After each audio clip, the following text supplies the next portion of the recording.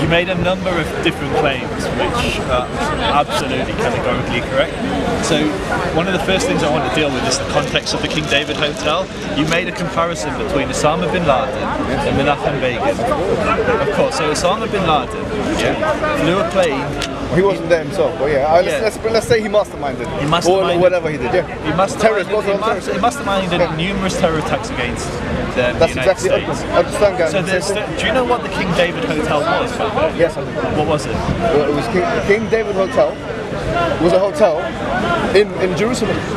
Okay, so what else do you want me to say about that? So in 1946, July to be specific, they blew up a King David Hotel by going in. Let's be specific. With milk. And they blew up, they killed the people. Aki, I was quiet for you. Sorry, go ahead. For the people who are watching on YouTube, the King David Hotel was actually the headquarters of the British military in mandatory Palestine at that time. That's fine. So I don't blow up the MI5 building. So I do that? Listen. It's fine, yeah? Listen. It's fine, yeah. Listen. So does that mean it's okay to kill civilians? Listen and you'll actually learn. So who knows what was happening at this time of history? There was the Holocaust going on in Europe. Does that mean no, listen. I was very quiet and respectful for you. And there was no Holocaust. Aki. There was no Holocaust. Aki. 1946. Aki, listen. 1946. Listen. The war ended 1945. Aki, listen. Don't lie. Listen.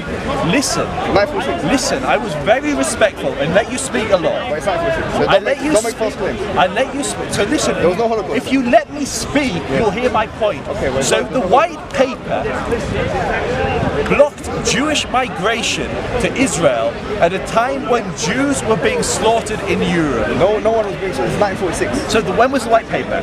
1939. Exactly. So the 1939, a white paper issued by the British blocked. If you listen, you'll understand my argument. If you don't listen, because you're seeming very passionate now, and we're dealing with facts. So I was very, very quiet for you. I sat there like this and let you talk. Okay. So please be quiet. Be quiet means you shut up and you listen. All right, I will shut up. Because everyone has seen he's gotten very angry now. Okay, so he's going to be. You're not doing good at shutting up, Aki. Okay, I'm going to shut up. Okay, thank you. I'm so sorry. It's okay, you got the last word in. Okay, in 1939, a paper was passed by the British government at a time when Germans were slaughtering Jews by the thousand, and they went on to the millions. They blocked the Jewish migration to mandatory Palestine. At the same time, they embraced mass migration of Arabs to the land. So at the same time, they started instituting laws which meant that the British government, the British military, should attack Jews, should incarcerate Jews, should execute Jews who assisted those that were fleeing Nazi Europe. So many Jews in Israel who helped people who were fleeing certain death from Nazis, who were fleeing certain death from Nazis, were put to death by the British. The Irgun broke off from the Haganah, who were the other larger, the larger military Jewish that was fighting in World War II. No, I didn't speak when you were speaking, so you don't speak when we all know you're very intelligent. We know you know all this, but just let me finish my point. So the Irgun split off from the Haganah because they had a different political philosophy. The Irgun said we have to actually fight back. The British are blocking Jews from getting into Israel, while our brothers are being slaughtered by the Nazis, while our brothers are being slaughtered by the Muslims in the Farhud in Iraq and places like that. And so what the British did, what the Irgun did, they fought back. And they said, we will not attack British civilians like Osama bin Laden. We will only attack military institutions. So they targeted the King David, and when they targeted, listen, shh! When they targeted Aki, I was so respectful for you. I didn't say a word. So just let me finish my point. What then happened was I lose my chain of thought when you interrupt, and that's why it's not fair. So the British, who had the King David Hotel, the Irgun, rang them up 30 minutes ahead, like the IRA used to, and said, we're warning you, there's a bomb. You need to evacuate the building. For whatever reason, the British didn't take the threat seriously, maybe on purpose, maybe by accident, and as a consequence, many British, many Muslims, many Jews were injured in the explosion. This is fundamentally different to Osama bin Laden, who gives no warning and massacres people because of his religious convictions. This was a paramilitary organisation fighting an occupying power, which was the British. Okay, thank you very much. I've left you to speak, so now it's my turn. them to come back. Now the issue of 30 minutes, and this is a very big controversy in historical record. Some people accept this 30-minute warning, but the majority of historians do not accept it. Name one. Hold on, excuse me. Oh, sorry, I wasn't there. Yeah, you're right, touche. Okay. So, if you want me to name historians, I have no problem doing that. Let me do that actually right now. In fact, let me talk about, first of all, one historian who I'll add something to what I'm saying, to add spice to my argument, because I think his argument is a little bit interesting. He's saying, so long as you warn people, let's accept that they give 30-minute warning.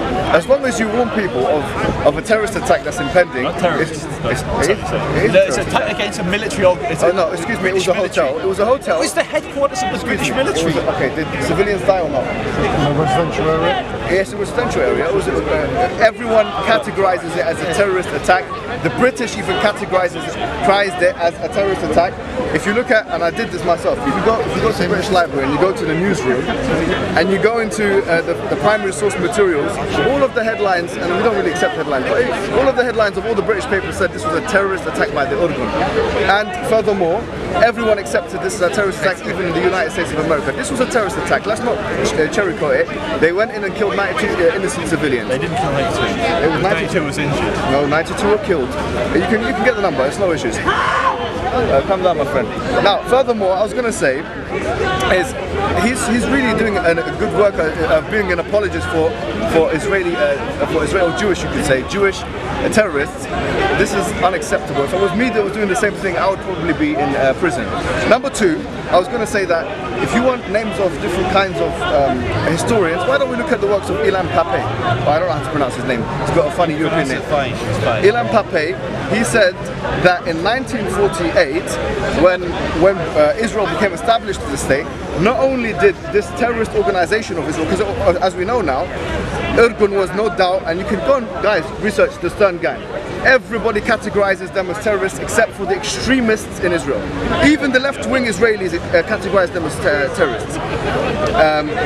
This Stern Gang, basically, as we say, the leadership of this Stern Gang became the president, and then... So that's not true, by the way. Yes, but President... You said he was the first president. He was the first president, yes. He wasn't. The first president was Chaim Weizmann.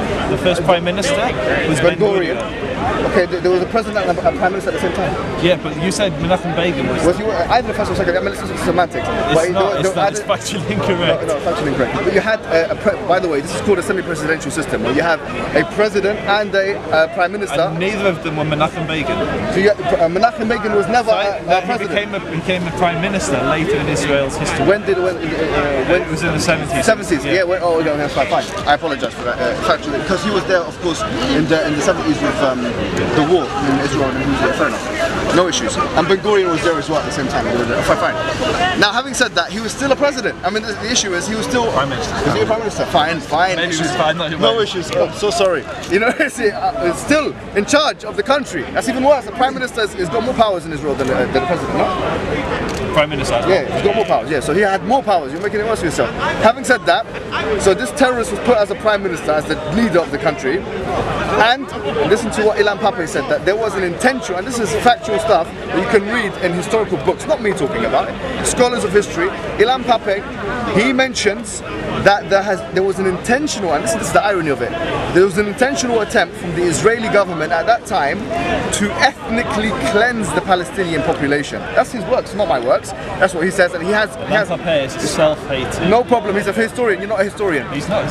He's a historian. You can't take that away from him. Norman Finkelstein is a historian. He is a scholar. Yeah. You can't say that he's not a historian just because you don't agree with his views. Ilan Pappé said that there was an intentional attempt by the Israeli government establishment at that time to ethnically cleanse the Palestinians, which is ironic because you'd expect people who had been in the Holocaust of all crimes that have been committed in history to know better, to actually reject this as a recourse. Can I respond so to this? I say to you, yes, you can, of course. Let me just finish what I was going to say. To know better, to not accept this, and there is primary source material like Plan Dalet, which is controversial, but if you don't want to accept that, there's other, Plan D is called, and you can research it on Google, other such evidences which evidentially show that the Israeli government at that time was attempting to ethnically cleanse the Palestinians, which led to the Nukhba, or what you refer to as the Exodus, the Palestinian Exodus. Any questions? No, not questions, responses. Please go ahead. Actually, I will ask you a question. Yes, go on. Was Nelson Mandela, he went on to be the leader of South Africa, was he a terrorist? I think at the first instance, when he was, I personally believe, okay, let's be consistent with definitions, yeah? Even if Nelson Mandela was a great man afterwards, yeah, if he did in his life, which I haven't looked at the primary source materials, but if at any point in his life he put civilians' life at risk, then that would be called terrorism. I wouldn't necessarily call Nelson Mandela a terrorist because I haven't done the primary source material research on that particular time period. But if the rumours are true and he put civilians' life at risk, then I have no issues. But even with Nelson Mandela, He didn't saying target that, civilians. I don't look. We're not going into South Africa. I'm not an expert in South Africa. I'm not an expert.